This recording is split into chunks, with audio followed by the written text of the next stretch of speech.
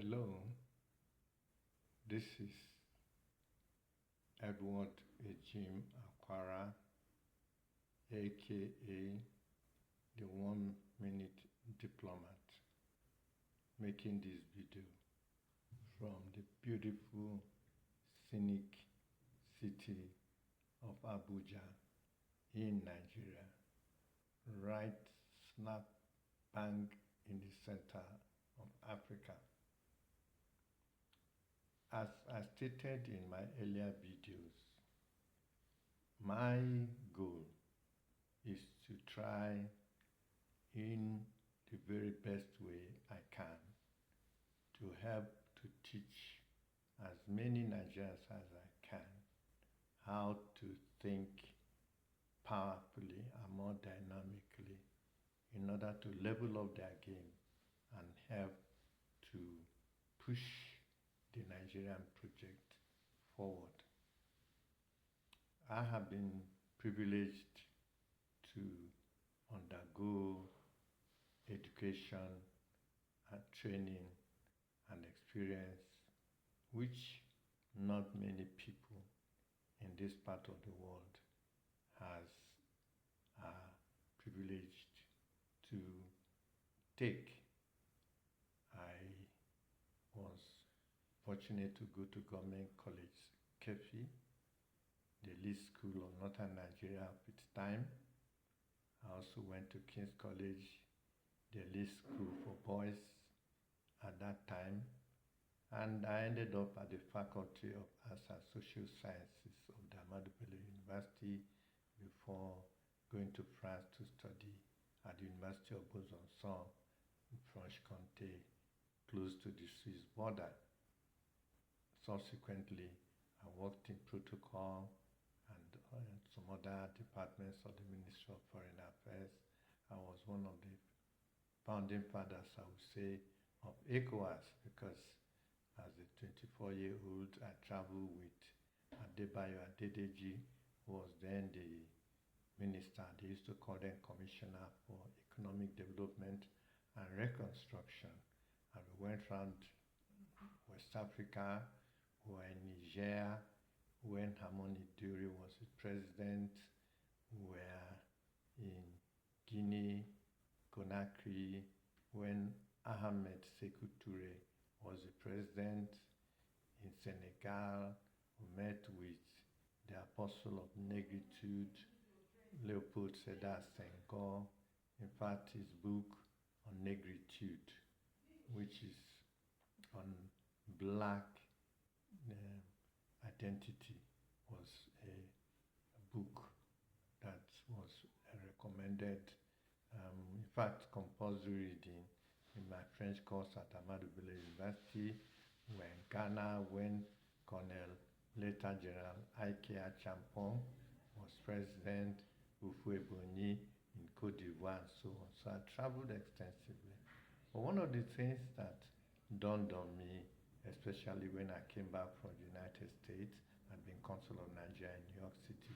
I wanted to go to school at the University of Nebraska to study law, but I had a divine visitation one night, my sleep at St. Anthony Avenue in St. Paul, where an angelic visitor told me that I should go back to Nigeria, where I could be able to fulfill God's plan and purpose for my life in grand style.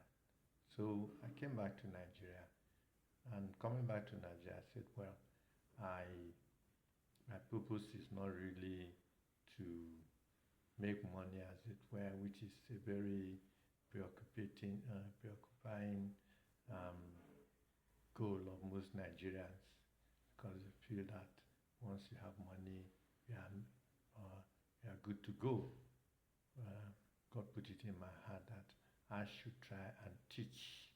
My father had been a Methodist teacher before he worked in the judiciary, so God put it in my heart that I should tap into my experience both in the foreign service and elsewhere to teach the people, because the poverty, the grinding poverty we're experiencing in Nigeria is as a result of the poverty of the mind. We have humongous resources all over Nigeria. There is no state in Nigeria that, if it leveraged on the resources they have, will not be self-sufficient. But we have sort of depended mainly on oil and gas, which of course is abundant in Nigeria. But there are other things here. There's gypsum, there's tantalite, there's amethyst, aquamarine, sapphire, gold, you name it. And of course, plentiful iron and ore, which could be the bedrock of Nigeria's industrialization. But all these things are never utilized because Nigerians are always chasing quick money. But that's not really, for me, how you get rich or successful in life. That's what we call delayed gratification.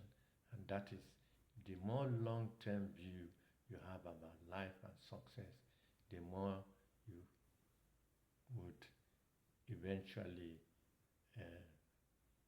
accomplish what you want, rather than looking for a quick fix. We are looking for shortcuts in Nigeria, and that's why Nigeria is in a mess. There's a mad scramble for money, and that's not really how you get rich. Money is attracted, it is not pursued. It's like a shy, coy lady that you need to woo and lure into your warm embrace, as it were. So I wrote a book, The 1 Minute Diplomat, which you can always get on seller.co and also on Amazon, where I speak a little bit about my experiences and how I believe people can, well, learn from where I went through, because they say there are many ways one can learn. One of them is through other people's experience, so that you don't have to go through the hard knocks that someone else might have gone through. It makes the learning trajectory less steep for you. So I wrote the 1 Minute Diplomat, and I believe you should endeavor to get a copy of it for yourself and learn from it. Let's see. So I am suggesting that you should get a copy of it, of the book, and go and see some of the experiences. That's the best I can do for Nigeria. So I am suggesting that you should get a copy at seller.co on Amazon. So today I talk briefly on what I call delayed gratification. Much of the things that I talk about in my videos has taken me a lifetime. I lay low, I never disturb myself.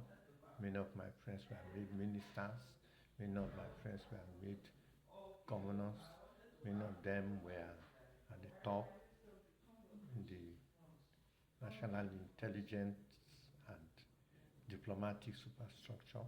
And mate of mine, I've had ministers where all my colleagues, believe it or not, I would never compare myself to any of them. I was happy to do what I was supposed to do, because each and every one of us has his or her own destiny, and we must not compare ourselves to others. In fact, maybe 80% or 70% of the people who started this life race are no more around. And I thank God for his kind mercies. I don't envy anybody. I don't go to bed any night wishing I were like one or two any other person. I'm contented with what God has done for me.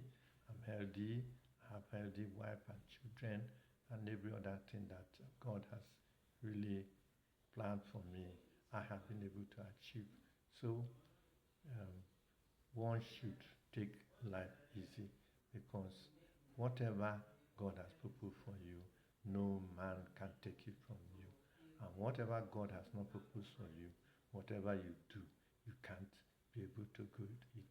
We are in a world that is controlled by God. And God said it, and in the word of God it's written that even Jesus himself said, of my own self, I can do nothing.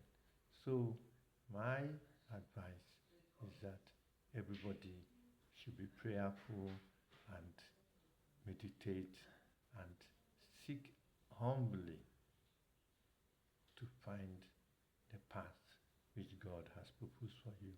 Once you find that path, you become invincible because you were flowing with the stream, with the tide. Thank you.